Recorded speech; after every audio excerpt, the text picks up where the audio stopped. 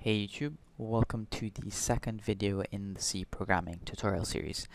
In this video, I'll be teaching you how to install all the necessary software required to begin developing programs with the C programming language. So what software do I need? Well, typically you'll need to download and install an IDE and a compiler. IDE stands for Integrated Development Environment, and it's where you'll be typing all of your code, much like a simple text editor, such as Notepad. So why can't I use a simple text editor? Well, you can, but a text editor won't provide all the neat features like code completion and code suggestions that would make your life a lot easier in the future. Okay, now what about a compiler? Well, a compiler takes all the code that you write, which we'll call source code, and it converts it to machine code, which is a form that the computer can understand and execute. So for this series, we'll be using an IDE known as CodeBlocks and a compiler known as MinGW. Thankfully, the CodeBlocks website has bundled both of these programs together, and the installation process is a lot easier. So let's get this software installed on our system, and we'll be up and running to develop C programs. Okay, so launch your web browser. I'm going to launch Google Chrome, and in your address bar you want to visit codeblocks.org. So I'm just going to type that in and hit enter. Now once the home page has been loaded, on your left hand menu you want to click on downloads, and that's going to spawn a sub-menu, and you want to select the binaries option. And on the binaries page you'll be met with all the different installation packages that are supported by the various operating systems, and there's support for Windows as well as Linux 32 and 64-bit and Mac OS X. Now just a quick note to any of you that are developing on a Mac, I do have CodeBlocks installed on my Mac and it's a bit buggy, and what I recommend that you do is that you use Xcode instead of CodeBlocks, and that's freely available from the App Store on your Mac. Now I'm interested in Windows right now, so I'm going to scroll down to the Windows subsection, and there are three different packages that I can select from. We have the CodeBlocks setup, which is the IDE alone and not the compiler, so we're not interested in this first one. The second option is CodeBlocks as well as the MinGW setup, and this contains the IDE as well as the compiler. And we also have a third option, which is CodeBlocks, MinGW setup, and GCC. Now this has the IDE, the MinGW compiler, as well as a secondary GCC compiler. But what I'm interested in is the second one, which is just the IDE and the compiler. Now before I click on download, you're going to notice a version number, and currently it's 13.12 at the time of recording, which is September 1st, 2014, and if you're watching this in the future, this number will change. And it's okay, once you have the latest setup, you could follow along with the tutorial. So you just want to scroll to the right, and you're going to see download from and select your Mara.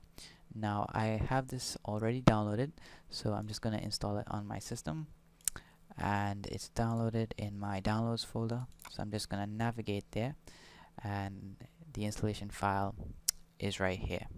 So I just want to double click it, and I'm going to minimize my windows, and the installation has just launched. So I just want to click on next. I want to read through the license agreement, make sure you don't sell your soul, and click on agree, hit next, and install. So I'm going to pause this video while the installation completes. Okay, so during your installation, it's going to ask you if you want to run CodeBlocks now. Just select no, hit next, and click on finish. and you should be finished with the CodeBlocks installation. Now I'm just going to double click on the shortcut on my desktop and it's going to launch CodeBlocks. Okay, now that it's successfully launched, it's going to ask you to set some file associations. I'm going to select yes, associate CodeBlocks with C and C++ files. Click on OK. Okay, now the next step is to create a project that we'll be using to test to see if we have successfully installed our IDE and a compiler. Now, before we create a test project, I'm going to create a folder on my desktop where I'll store all of my projects. So I'm just going to click on New Folder, and I'm going to call this Code Junkie C Programming Tutorials. Right?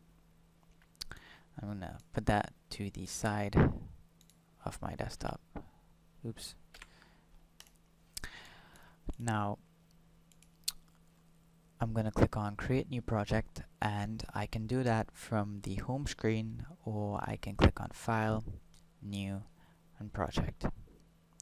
Now it's going to launch up a window that you can select and create a project from a template. And we want to select a console application because a console application is an application without a GUI, and that stands for Graphical User Interface.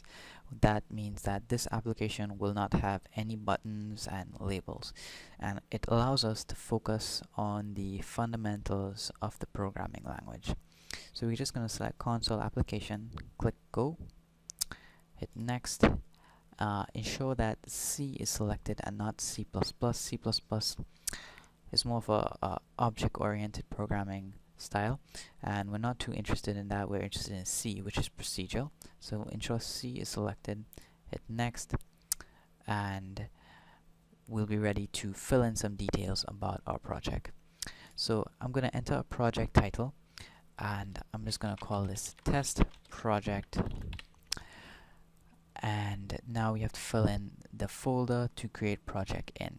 Now it's selected of folder in my documents for me because I actually uninstalled CodeBlocks to make this tutorial video, so it recognized this folder by default. Your CodeBlocks should not recognize anything. This field should be blank, and you'll just need to navigate to the folder that you created. And I'm going to navigate to that folder, which is Code Junkie C Programming Tutorials. Hit OK, and then the project file name and resulting file name should be automatically filled out once you've selected this field. And you can click on Next, and the compiler information should be automatically set up. Click on Finished, and we have successfully created a project. Now if we look to the left hand pane, there's a test project, which is the name of our project, and there should be a sources folder. What we want to do is we want to click on the plus button, and it's going to expand that folder and all the files, and we want to select main.c, and this contains all the source code for our project, and this is where we'll be typing all of our code. Now I know you guys don't understand what this code actually means, but the purpose of this tutorial is to ensure that we have installed all the software successfully. So we're going to try to run and build this sample app and see if we can actually get the application to run. So go up to Build and click on Build and Run, and as you can see, we get an application that says Hello World. So if you get this black box and it says Hello World, you have successfully installed the IDE and the compiler, and we're ready to continue to the next tutorial where we actually begin discussing and programming in the C programming language. So I know you guys don't understand anything that's going on, and I'll explain all this code in the next tutorial. So that's it for this video, and see you guys in the next one.